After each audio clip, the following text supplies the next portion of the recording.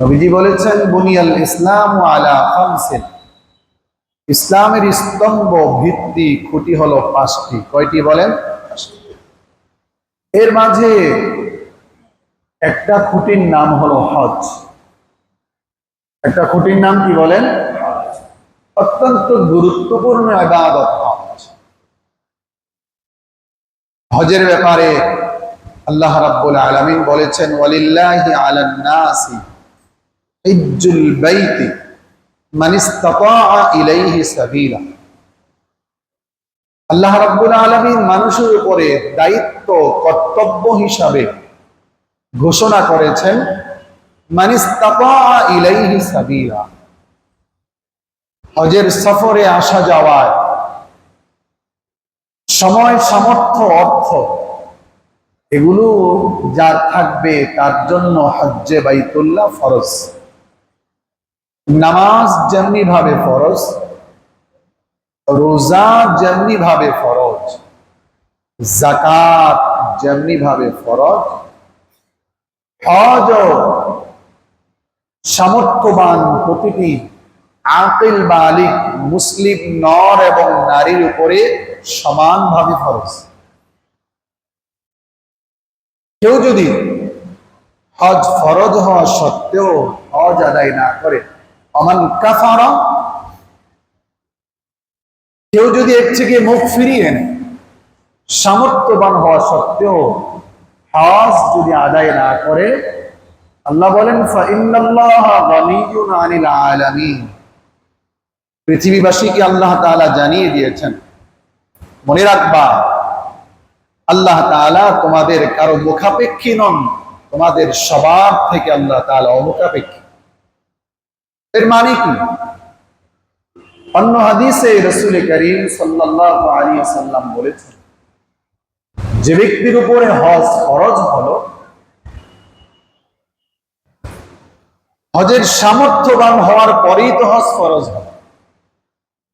গরিবের উপর হজ ফরজ না, অসুস্থ ব্যক্তির উপরে হজ ফরজ না, নাবালিগের উপর হজ ফরজ না। আকিল বালিগ সুস্থ এবং হজের সফরে যেতে যেই পরিমাণ অর্থের প্রয়োজন, এই পরিমাণ অর্থের যিনি মালিক হন তার উপরই তো হজ ফরজ। নবীজি বলেছেন হজ ফরজ হওয়া সত্ত্বেও যে ব্যক্তি হজ করল না আর এমত অবস্থায় তার মৃত্যু হল, রাসূলুল্লাহ সাল্লাল্লাহু আলাইহি ওয়াসাল্লাম বলেছেন সে কি ইহুদি হয়ে মারা গেল না খ্রিস্টান হয়ে মারা গেল, এতে আমার কিছুই যায় আসে না। অন্যত্র হযরত ওমর ফারুক রাদিয়াল্লাহু আনহু তিনি বলেছেন যে আমার মনে চাই এমন কিছু লোককে আমি এলাকাতে পাঠাই, খুঁজে খুঁজে ওই সমস্ত লোকদেরকে বের করার জন্য যাদের উপর হজ ফরজ হওয়া সত্ত্বেও তারা হজ করলো না। এই লোকদেরকে খুঁজে খুঁজে বের করি এবং অমুসলিমদের মতো তাদের উপরে কর আরোপ করি। ইসলামী রাষ্ট্রে অমুসলিমদের থাকার বিধান হলো তাদেরকে সার্বিক নিরাপত্তা দেওয়া হবে রাষ্ট্রপ্রধানের পক্ষ থেকে। তবে অমুসলিম যেহেতু মুসলিম দেশে থাকতে হলে তাদেরকে কর দিয়ে থাকতে হবে। ওমরে ফারুক রাদিয়াল্লাহু আনহু বলেন, যে সমস্ত লোকগুলোর উপরে হজ ফরজ হওয়া সত্ত্বেও, সামর্থ্যবান হওয়া সত্ত্বেও হজ করলো না, আমার মনে চায় তাদের উপরে কর আরোপ করি। কর কেন? ওমর বলেন কারণ তারা মুসলিম নন, মুসলিম নন, তারা মুসলমান নন। এতটা কঠোরতা অবলম্বন করেছে। এরপরেও দেখা যায় বর্তমান মুসলিম সমাজে অসংখ্য অগণিত মুসলমানের উপরে হজ ফরজ, কিন্তু বিভিন্ন ঠুনকো অজুহাত দেখিয়ে হজের মতো গুরুত্বপূর্ণ এক বিধান থেকে আমরা দূরে সরে থাকি। কি অজুহাত?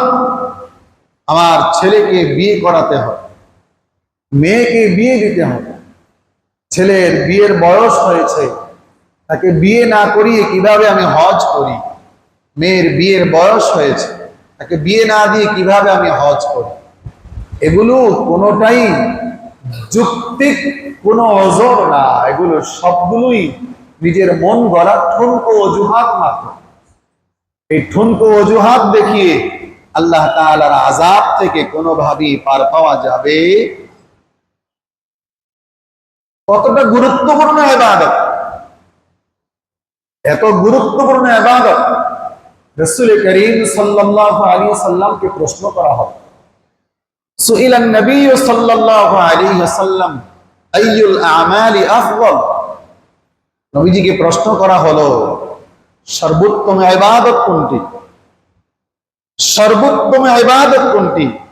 নবীজি বললেন ঈমানুন বিল্লাহি ওয়া রাসূলি, আল্লাহ এবং আল্লাহর রাসূলের উপর ঈমান আনা, আল্লাহ তাআলার তাওহীদ, রাসূলের রিসালাতের উপরে বিশ্বাস স্থাপন করা সর্বোত্তম ইবাদত। কিলা সুম্মা মাযা, নবীজিকে প্রশ্ন করা হলো এরপরে কোনটা, এরপরে সর্বোত্তম ইবাদত কোনটি?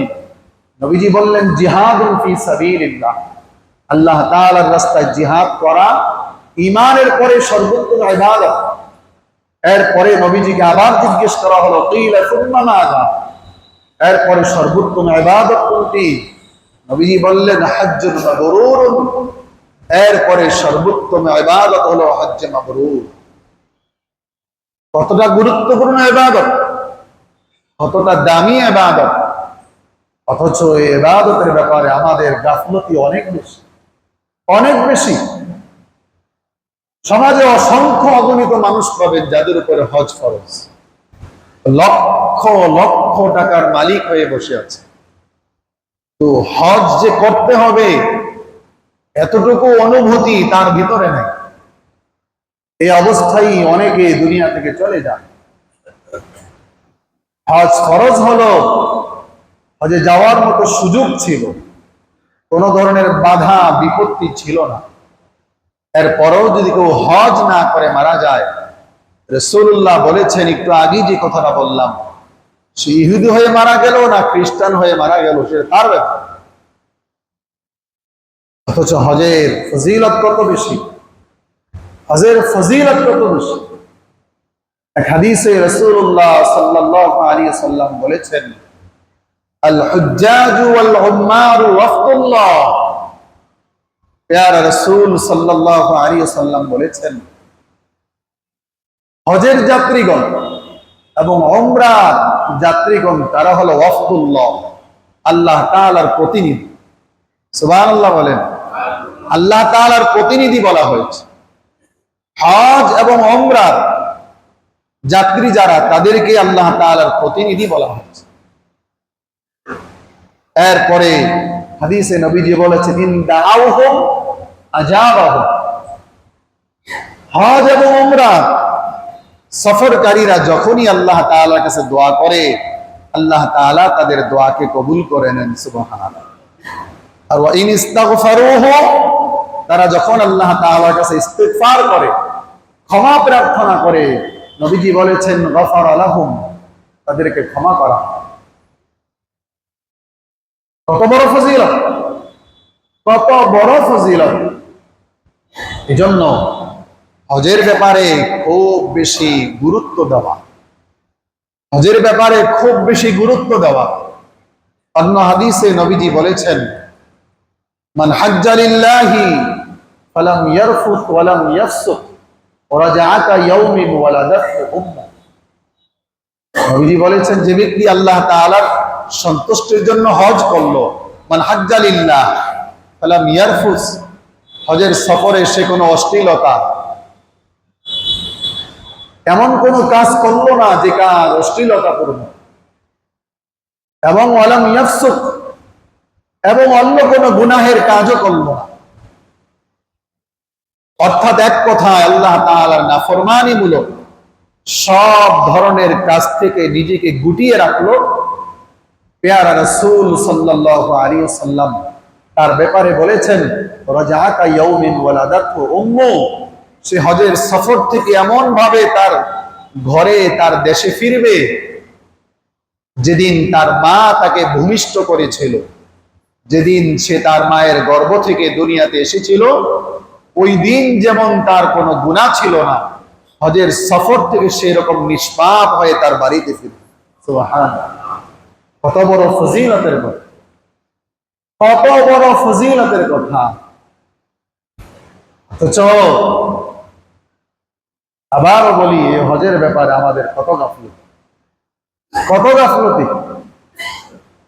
অন্য হাদিসে পেয়ারা রাসূল সাল্লাল্লাহু আলাইহি ওয়াসাল্লাম বলেছেন যে তোমরা হজ এবং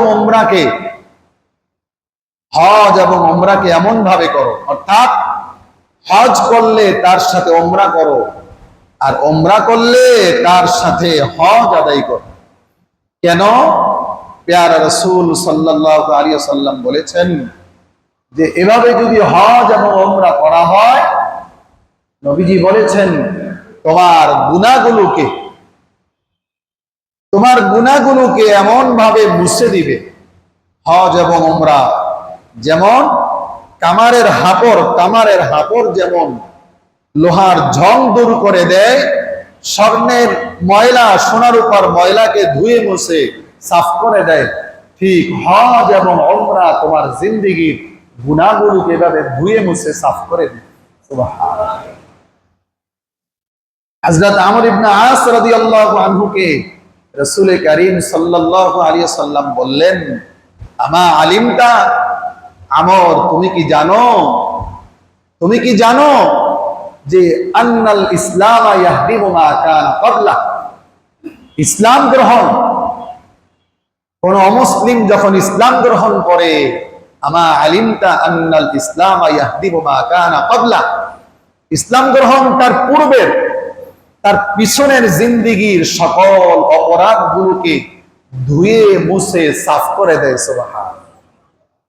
হিজরত, ইসলামের জন্য যে ব্যক্তি হিজরত করে, এই হাদিসে নবীজি বলেছেন হিজরত তার পিছনের জিন্দেগীর গুনাহগুলোকে ধ্বংস করে দেয়। সুবহানাল্লাহ। আর ওয়া আন্নাল হাজ্জা ইয়াহদিমু মা কানা ক্বাবলা, প্যারা রাসূল বলেছেন ঠিক তেমনি ভাবে হজও বান্দার জিন্দেগীর পেছনের জিন্দেগীর সব গুনাহগুলোকে ধুয়ে মুছে সাফ করে দেয়। সুবহানাল্লাহ। হজের এত বেশি ফজিলত, এত বড় ফজিলত হজে, এত বেশি ফজিলত হজে, অথচ হজের ব্যাপারে বিরাট একটা অংশ গাফেল। আর যারা হজে যায় তাদের ভিতরেও দুইটা অংশ, দুইটা ভাগ। একটা ভাগ রাসূলুল্লাহর যে হাদিস, মান হাজ্জা লিল্লাহ, যে ব্যক্তি আল্লাহর সন্তুষ্টির জন্য হজ করে, যারা হজে যায় ওনাদের ভিতরেও দুইটা ভাগ হয়। একটা ভাগ সত্যিকার অর্থে আল্লাহ তাআলার সন্তুষ্টির জন্যই হজ করে, আরেকটা ভাগ আল্লাহর সন্তুষ্টির জন্য হজ করে, আরেকটা ভাগ লোক দেখানোর জন্য হজ করে। ঠিক কিনা বলেন? হাদিসে রাসূল কারীম সাল্লাল্লাহু আলাইহি ওয়াসাল্লাম বলেছেন, নবীজি দোয়া করেছেন, আল্লাহুম্মা হাজ্জাতান লা রিয়াআ ফিহা ওয়ালা সুমআতা। নবীজি সাল্লাল্লাহু আলাইহি ওয়াসাল্লাম দোয়া করতেন, আল্লাহুম্মা হাজ্জাতান, এমন হজ আমাকে তৌফিক দান করেন, এমন হজ করার আমাকে তৌফিক দান করেন, লা রিয়াআ ফিহা, যে হজের মাঝে কোনো লৌকিকতা থাকবে না, লোক দেখানো থাকবে না, যে হজে মানুষকে দেখানো, নিজের আমিত্ব বরত্ব জাহের করা থাকবে না, এমন হজ করার তৌফিক আমাকে দান করেন। এই জন্যই রাসূল কারীম সাল্লাল্লাহু আলাইহি ওয়াসাল্লাম হাদিসে বারবার বলেছেন, হজ এটা কেবলমাত্র শুধুমাত্র কার জন্য হতে হবে? আল্লাহ তাআলার জন্যই হতে হবে। সমাজের বড় একটা অংশ, মুসলিম সমাজের বড় একটা অংশ হজ করে এই জন্য যে আমি হজ থেকে আসলে লোকের আমাকে হাজি বলে দেবে। কি বলেন, আছে না এরকম? সমাজের, মুসলিম সমাজের বড় একটা অংশ এই আশায় হজ করে যে হজ করলে সমাজে আমার সম্মান বেড়ে যাবে। অথচ সব হজই কি আল্লাহ তাআলার কাছে কবুল বলেন? হ্যাঁ, সব হজ কবুল? একমাত্র হজ্জে মাবরুর আল্লাহ তাআলার দরবারে কবুল। এজন্যই তো হাদিসে প্যারা রাসূল সাল্লাল্লাহু আলাইহি ওয়াসাল্লাম বলেছেন, আল হজ্জুল মাবরুর লাইসা লাহু জাযাউন ইল্লাল জান্নাহ। প্যারা রাসূল সাল্লাল্লাহু আলাইহি ওয়াসাল্লাম কেবলমাত্র হজ্জে মাবরুরের ব্যাপারে সুসংবাদ ঘোষণা করেছেন, আল হজ্জুল মাবরুর লাইসা লাহু জাযাউন ইল্লাল জান্নাহ। হজ্জে মাবরুরের প্রতিদান, হজ্জে মাবরুরের বদলা কেবলমাত্র এটাই যে তার জন্য আল্লাহর জান্নাত, এছাড়া আর কিছুই না। সুবহানাল্লাহ, লাইসা লাহু জাযাউন ইল্লাল জান্নাহ। হজ্জে মাবরুর কাকে বলে? যারাই আমরা হজে যাই, যখন মসজিদের ইমাম সাহেবের কাছে দোয়া চাই, তখন ইমাম সাহেব দোয়া করেন যে আল্লাহ যেন আপনাকে হজ্জে মাবরুর নসিব করে। তো আমরা অধিকাংশ মুসলিম এই কথা জানি না যে হজ্জে মাবরুর কাকে বলে। মাবরুর বিররুম থেকে মাবরুর। সাহাবায়ে কেরাম রাসূল করিম সাল্লাল্লাহু আলাইহি ওয়াসাল্লামকে জিজ্ঞাসা করেছেন, ইয়া রাসূলুল্লাহ, কোন কাজ হজকে হজ্জে মাবরুর বানিয়ে দেয়? কোন কাজ হজকে হজ্জে মাবরুর বানিয়ে দেয়? রাসূল করিম সাল্লাল্লাহু আলাইহি ওয়াসাল্লাম বলেছেন, ইতআমুত তাআম ওয়া তিবুল কালাম। হজের সফরে এই কাজগুলো করলে এই হজকে হজ্জে মাবরুর বলা। ইতআমুত তাআম, হজের সফরে আপনার সাথী সঙ্গী যারা থাকবেন তাদেরকে মেহমানদারি করা, এবং তিবুল কালাম, তাদের সাথে সুন্দর কথাবার্তা বলা, ভালো আচরণ করা। এই কাজ হজকে হজ্জে মাবরুর বানিয়ে দেয়। অন্য হাদিসে প্যারা রাসূল বলেছেন, নবীজিকে জিজ্ঞাসা করা হলো যে কোন কাজ হজকে হজ্জে মাবরুর বানায়? নবীজি জবাব দিলেন যে ইতআমুত তাআম ওয়া ইফশাউস সালাম, মানুষকে খাবার খাওয়ানো, মেহমানদারি করা এবং বেশি বেশি সালাম দেওয়া। এই কাজগুলো করলে, হজের সফরে এই কাজগুলো বেশি বেশি করলেই হজকে হজ্জে মাবরুর আল্লাহ তাআলা বানিয়ে দেন। সুবহানাল্লাহ। এক কথায় হজ্জে মাবরুর কাকে বলে? বিররুম, কল্যাণকর কাজ। হজের সফরে যত ধরনের কল্যাণকর কাজ আছে এবং যত ধরনের অকল্যাণ নাফরমানিমূলক কাজ আছে, নাফরমানিমূলক কাজ থেকে নিজেকে বাঁচিয়ে রাখা, গুটিয়ে রাখা আর কল্যাণকর কাজগুলো করা। যেমন আপনি বাড়ি থেকে রওনা হলেন হজের সফরের উদ্দেশ্যে, বিমানবন্দরে যাওয়ার পথে গাড়ি আসতে দেরি হল। এই সময়টাতে ড্রাইভারের সাথে খারাপ আচরণ না করা। বিমানবন্দরে পৌঁছার পর ভিতরে কাজকর্মগুলো করতে দেরি হচ্ছে, এই সময় নিজের মেজাজকে নিয়ন্ত্রণ রাখা। বিমানে উঠতে গিয়ে আগে পরে যাওয়ার জন্য অন্য হাজি ভাইকে কষ্ট না দেওয়া। বিমানে ওঠার পরে আপনি টয়লেটে যাবেন, দেখলেন অন্য হাজি সাহেব বৃদ্ধ মানুষ, উনি টয়লেট করে বের হয়েছে, ভিতরে টয়লেটটাকে ময়লা করে ফেলেছে। আপনি রেগে গেলেন। যদি রেগে যান, আপনার ভাগ্যে হজ্জে মাবরুর নসিব হবে। কারণ ওই যে তিবুল কালাম, ভালো আচরণ করতে হবে, মেজাজকে নিয়ন্ত্রণ করতে হবে। এই সময়টাতে মেজাজ হারালে হজ্জে মাবরুর থেকে বঞ্চিত হবে। আপনি জেদ্দা এয়ারপোর্টে নামলেন, নামার পর ইমিগ্রেশন ক্রস করতে দেরি হচ্ছে, অনেক সময় নিচ্ছে ওনারা।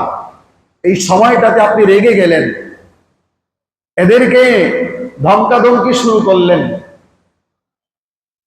সৌদি প্রশাসনকেও বিভিন্নভাবে ধমক দেওয়া শুরু করলেন। আপনি হজ্জে মাবরুর থেকে বঞ্চিত হলেন। ইমিগ্রেশন ক্রস করে বের হলেন, হোটেলে যাওয়ার গাড়ি আসতে দেরি হলো, এজেন্সির লোকদের সাথে খারাপ আচরণ করলেন, আপনি হজ্জে মাবরুর থেকে বঞ্চিত হলেন। গাড়িতে উঠলেন, উঠতে গিয়ে তাড়াহুড়া করলেন, অন্য হাজি ভাইকে কষ্ট দিলেন, অন্য কাউকে কষ্ট দিলেন, আপনি হজ্জে মাবরুর থেকে বঞ্চিত হলেন। হোটেলে গেলেন, হোটেলে গিয়ে আপনি ইস্তেঞ্জা যাবেন, টয়লেটে যাবেন, আপনার আগে আরেকজন হাজি সাহেব চলে গেলেন, তার বের হতে দেরি হলো, তার সাথে রেগে গেলেন, আপনি হজ্জে মাবরুর থেকে বঞ্চিত হলেন। যে এজেন্সির মাধ্যমে আপনি হজের সফরে গেলেন, তারা আপনাকে দেশে তাদের সেবার যেই কোয়ালিটির কথা আপনাকে বলে গিয়েছিল, সেখানে গিয়ে তারা কোয়ালিটি মেনটেন করতে পারে নাই। তাদের সেবার মান এখানে যা বলা হয়েছিল সেখানে গিয়ে দেখলেন তার চেয়ে নিম্নমানের, আপনি তাদের সাথে খারাপ আচরণ করলেন, হজ্জে মাবরুর থেকে বঞ্চিত হন। এভাবে প্রতিটা পদে পদে, প্রতিটা স্তরে, প্রতিটা জায়গায় আপনি যদি মেজাজ হারিয়ে ফেলেন, অন্য কাউকে যদি কষ্ট দেন, অন্য কারোর সাথে যদি খারাপ আচরণ করেন, এগুলোর কারণেই হজ্জে মাবরুর থেকে বঞ্চিত হন। এজন্যই পেয়ারা রাসূল বলেছেন, হজ্জে মাবরুরের মানেই হলো অপরকে অপরকে খানা খাওয়ানো, মানুষের সাথে ভালো আচরণ করা, মানুষকে বেশি বেশি সালাম দেওয়া, সুন্দর উত্তম আখলাক দেখান।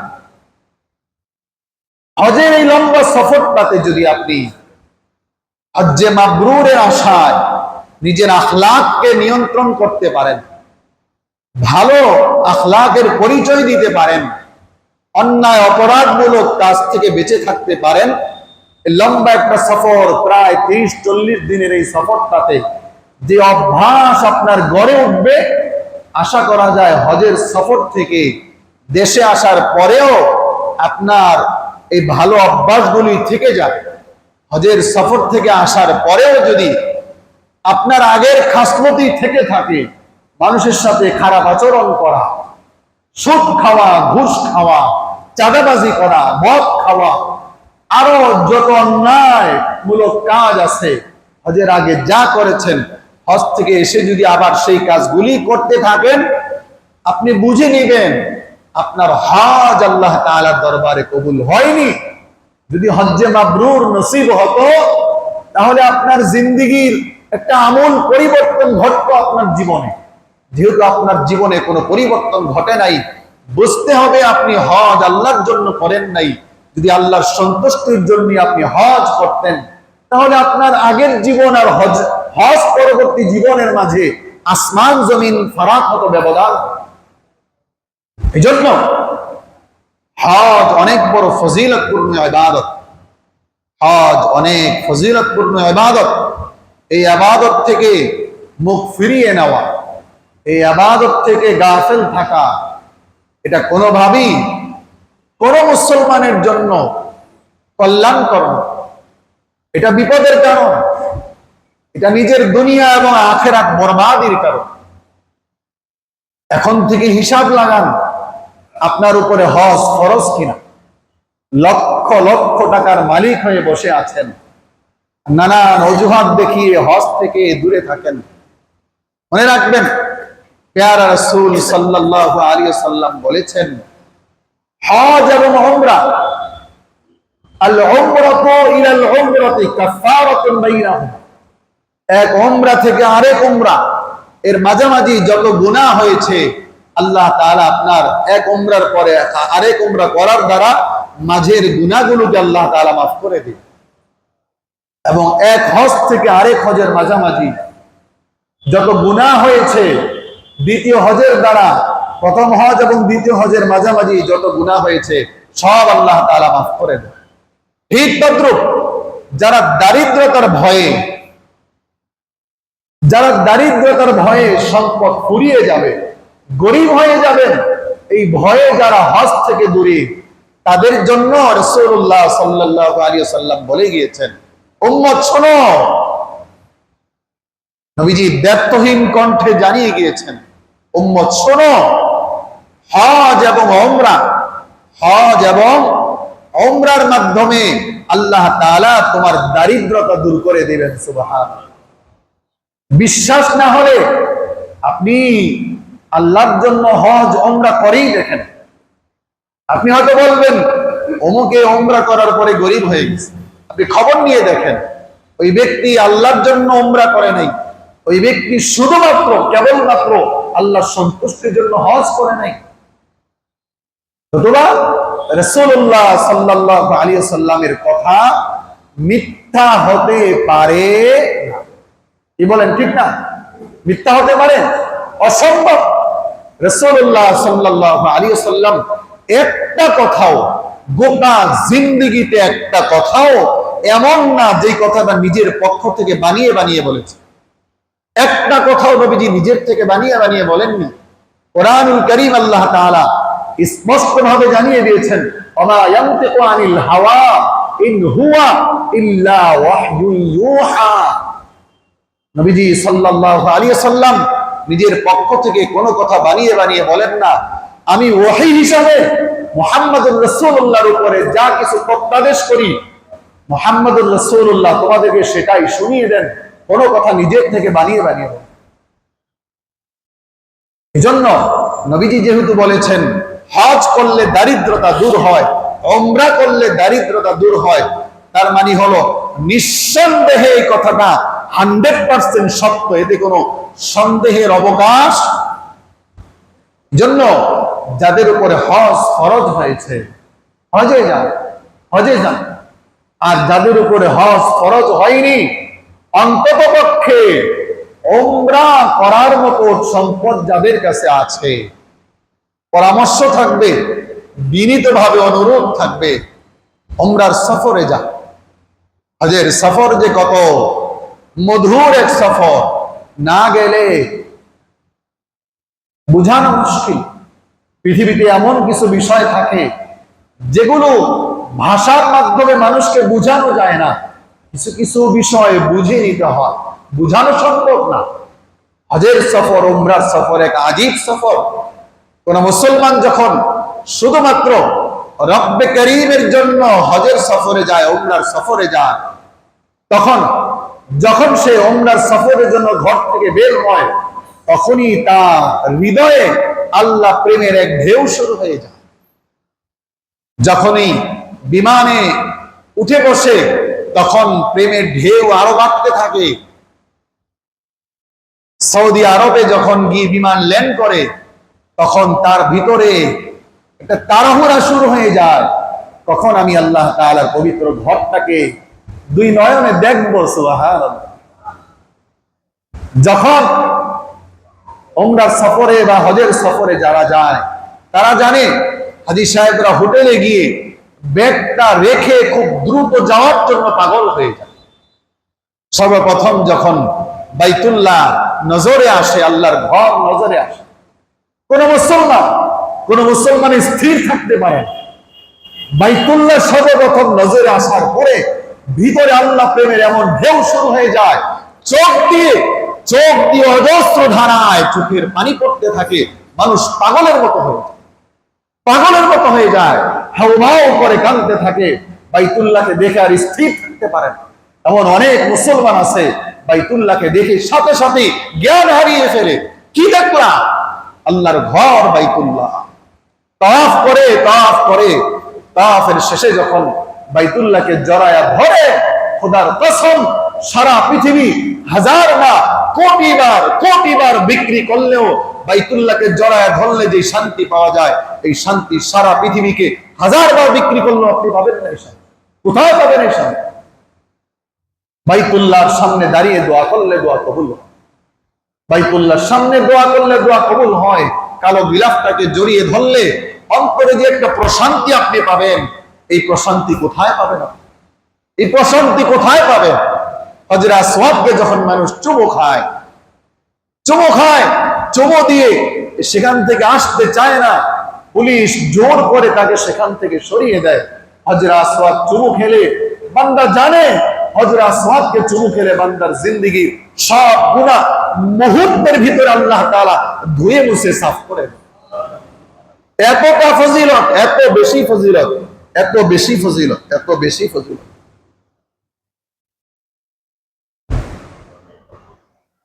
জায়গায় জায়গায় সাফা মারওয়া, এরকম আরো অনেক জায়গা আছে যেখানে দোয়া করলে দোয়া কবুল হবে, যেখানে দোয়া করলে দোয়া কবুল হবে। উহুদ পাহাড়, আরো কত স্মৃতি বিজড়িত জায়গা যেখানে গেলে মানুষ আর স্থির থাকতে পারে। নবীজি সাল্লাল্লাহু আলাইহি সাল্লাম যেই শহরে হেঁটেছেন, যেখানে নবীজি শুয়েছেন, যেখানে নবীজি নামাজ আদায় করেছেন, এই জায়গাগুলো দেখলে স্থির থাকা যায় বলে? মক্কার হজের কার্যক্রম শেষ করে যখন হাজী সাহেবরা মদিনাতুল মুনাওয়ারায় যান, নবীজি সাল্লাল্লাহু আলাইহি সাল্লামের মসজিদে যখন যান, নবীজির পবিত্র রওজা আতহারের সামনে দাঁড়িয়ে যখন সালাম দেন, আসসালাতু ওয়াসসালামু আলাইকা ইয়া রাসূলুল্লাহ, কলিজা ফাটা চিৎকার আসে, কলিজা ফাটা চিৎকার আসে যে রাসূলের জন্য আমরা আমাদের, যে রাসূলকে আমরা আমাদের জীবনের চাইতে বেশি ভালোবাসি, যে নবীজিকে আমরা আমাদের জীবনের চাইতে বেশি ভালোবাসি, হাজারবার কুরবান হতে পারে আমার আপনার জীবন রাসূলুল্লাহর জন্য, ঠিক কিনা বলেন? এত কাছে রাসূলুল্লাহর পবিত্র রওজা আতহারের একেবারে কাছে দাঁড়িয়ে আপনি সালাম দিচ্ছেন। হাদিসে আসছে রওজা আতহারের পাশে সামনে দাঁড়িয়ে সালাম দিলে নবীজি সাল্লাল্লাহু আলাইহি সাল্লাম নিজের পবিত্র কানে সালাম শুনতে পান। সুবহানাল্লাহ। উম্মত সালাম দিচ্ছেন, আসসালাতু ওয়াসসালামু আলাইকা ইয়া রাসূল। নবীজি শুয়ে আছেন, হযরত ওমর শুয়ে আছেন, আবু বকর শুয়ে আছেন। এই যে অবস্থাগুলো, এগুলো দেখতে হলে তো যেতে হবে। এই সমস্ত জায়গায় গেলে বান্দার ইমানের পাওয়ার বাড়ে, ইমানের শক্তি বাড়ে, ইমানের শক্তি বাড়ে। প্রতিদিন, এখন তো নিয়ম হয়েছে, নিয়ম হওয়ার আগে প্রতিদিন অসংখ্যবার মানুষ নবীজি সাল্লাল্লাহু আলাইহি সাল্লামের রওজা মুবারক জিয়ারত করতেন। নবীজির রওজা এবং মিম্বরের পাশে রাউযাতুম মিন রিয়াজিল জান্নাহ, রিয়াজুল জান্নাহ, মা বাইনা বাইতি ওয়া মিম্বরি, নবীজি বলেছেন আমার ঘর এবং আমার মিম্বরের মাঝামাঝি যে জায়গাটা, এই জায়গাটা হলো রিয়াজুল জান্নাহ, জান্নাতের টুকরা সমূহের একটা টুকরা। এখানে দোয়া করলে দোয়া কবুল হয়, এখানে দোয়া করলে দোয়া কবুল হয়। বান্দা যা চায়, বান্দা যা চায় আল্লাহ তার সেই দোয়াই কবুল করেন। সেখানেও হাজী সাহেবরা ভিড় জমান দোয়া করার জন্য। মানে কিভাবে বুঝাবো আপনাদেরকে, কিভাবে বুঝাবো? মক্কা মদিনা সফর করলে মানুষ ইমানের হাকিকত বোঝে, ইসলামের হাকিকত বোঝে। ইসলামের স্মৃতি বিজড়িত বিষয়গুলো যখন দেখে, তায়েফে যখন যায় হাজী সাহেব, তখন কান্নায় ভেঙে পড়ে মানুষ। এই তায়েফবাসীরা এখানেই আমার রাসূলুল্লাহর উপরে কত অত্যাচার করেছে। নবীজি সাল্লাল্লাহু আলাইহি সাল্লাম পাথরের আঘাত খেতে খেতে তায়েফে বেহুশ হয়ে জ্ঞান হারিয়ে পড়ে গেছে, অজ্ঞান হয়ে পড়ে গেছে। এই বিষয়গুলো দেখার জন্য তো আমাদের হজের সফরে যাওয়া দরকার, উমরার সফরে যাওয়া দরকার। আফসোস লাগে ওই সমস্ত মুসলমানদের জন্য যাদের হাতে অর্থকড়ি থাকা সত্ত্বেও যারা হজের সফরও যায় না, উমরার সফরও যায়। হাতে টাকা থাকলে, হজ করার মতো যদি টাকা নাও থাকে, উমরা করার মতো যদি টাকা থাকে কারো কাছে, 1.5 লাখ টাকা লাগে এখন। 1.5 লাখ টাকা কার কাছে নাই? সমাজের ম্যাক্সিমাম মানুষের কাছে এখন 1.5 লাখ টাকা আছে। কি কথা কি আমি মিথ্যা বললাম বলেন? 1.5 লাখ টাকা আছে এরকম মুসলমান এখন অনেক, এরপরও উমরার সফরে যায়। তার মানে হলো ইমানের যে পাওয়ার থাকার কথা, ইমানের যে শক্তি থাকার কথা, ওই পরিমাণ শক্তি, ওই পরিমাণ পাওয়ার তার ভিতরে নাই। ওই যে কোরআনুল কারীম আল্লাহ রাব্বুল আলামিন বলেছেন, বাল তুসিরুনাল হায়াতাদ দুনিয়া, সত্যি সত্যি আমরা আখিরাতের উপরে দুনিয়াকে প্রাধান্য দিচ্ছি। এই কারণে আমাদের জন্য হজের সফরে, উমরার সফরে যাওয়া কঠিন হয়ে দাঁড়িয়েছে। একবার যা হজ করার মতো যদি অর্থ না থাকে, অন্তত পক্ষে উমরার সফরে যান, উমরার সফরে যান, তখন বুঝবেন ইমানের হাকিকত কি, ইসলামের হাকিকত। এই জন্য মুহতারাম হাজিরিন, আপনাদের সবার কাছে অনুরোধ থাকবে, সবার কাছে অনুরোধ থাকবে, হজের মাস চলছে, কার কখন মৃত্যু এসে যায় আমরা কেউ জানি? বলেন, জানি আমরা? আল্লাহ তাআলা তো জানিয়ে দিয়েছেন, ইদা জাআ আজালুহুম লা ইস্তাখিরুনা সাআতাও ওয়া লা ইস্তাকদিমুন। মৃত্যু যার যখন লিখা, যে জায়গায় লিখা, যে অবস্থায় লিখা, ওই অবস্থায় তার মৃত্যু হবে, ওই অবস্থায় ওই জায়গায় তার মৃত্যু হবে। আমাদের বড়রা দোয়া করতেন, আল্লাহ আমার মৃত্যুটা যেন নবীজির শহরে হয়, সুবহানাল্লাহ, নবীজির শহরে যেন আমার মৃত্যু হয়। হযরত ইমামে মালিক রাহিমাহুল্লাহ সারাটা জীবন মদিনায় কাটিয়ে দিয়েছেন। কেন? কোনদিন মদিনার বাহিরে এক মুহূর্তের জন্য যান নাই। কারণ কি? কারণ হলো ওনার স্বপ্ন ছিল মৃত্যুটা যেন নবীজির শহরেই হয়, সুবহানাল্লাহ। এই আশায় যে শহরে নবীজি শুয়ে আছেন, ওই শহরে যদি আমার কবর হয়, এটা একটা বিশ্বাস, আল্লাহ তাআলার উপরে বিশ্বাস। যেই শহরে রাসূল শুয়ে আছেন, স্রষ্টার সৃষ্টির মধ্যমণি, প্রধান আকর্ষণ, যেই শহরে শুয়ে আছেন, ওই শহরের কবরগুলোতে আযাব হওয়া অসম্ভব। এই আশায় ওনারা দোয়া করেছেন। আমাদেরও তো এরকম দোয়া করা উচিত, আমাদেরও তো এরকম দোয়া করা উচিত, আল্লাহ আমার মৃত্যুটা যেন নবীজির শহরে হয়।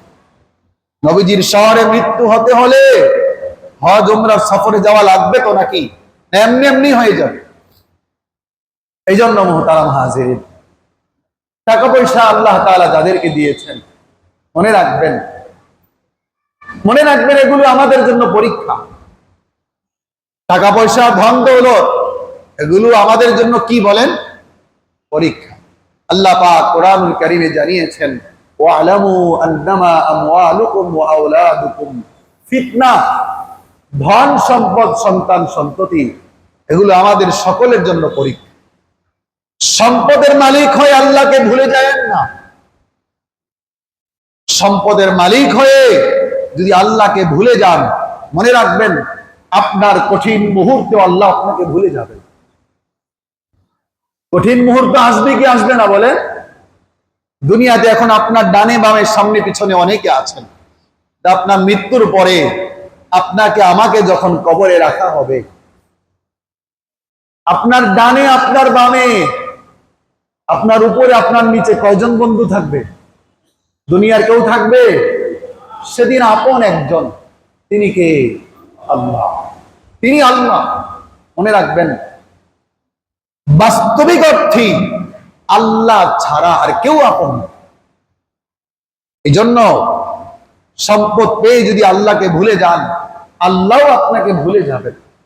এই জন্য মুহতারাম হাজিরিন, সর্বশেষ কথা হলো এই, যাদেরকে আল্লাহ তাআলা তৌফিক দিয়েছেন, সম্পদের মালিক বানিয়েছেন, হজ করার মতো যদি অর্থ থাকে, তাহলে আজকে এই মুহূর্তে নিয়ত করে ফেলেন যে আগামী বছর আপনি হজের সফরে ইনশাআল্লাহ যাবেন। আর যদি হজ করার মতো সামর্থ্য না থাকে, কমপক্ষে উমরা করার মতো যদি সামর্থ্য থাকে, তাহলে এতটুকু নিয়ত করেন যে ঈদের পরেই, হজের পরেই, কুরবানির ঈদের পরেই আপনি উমরার সফরে যাবেন। আল্লাহ তাআলা আমাদের সবাইকে যে কথাগুলো বললাম শুনলাম, এগুলোর উপরে মুহাব্বতের সাথে মৃত্যু পর্যন্ত আমল করার তৌফিক দান করেন। আমিন। ওয়া আখির দাওয়ানা আলহামদুলিল্লাহি রাব্বিল আলামিন।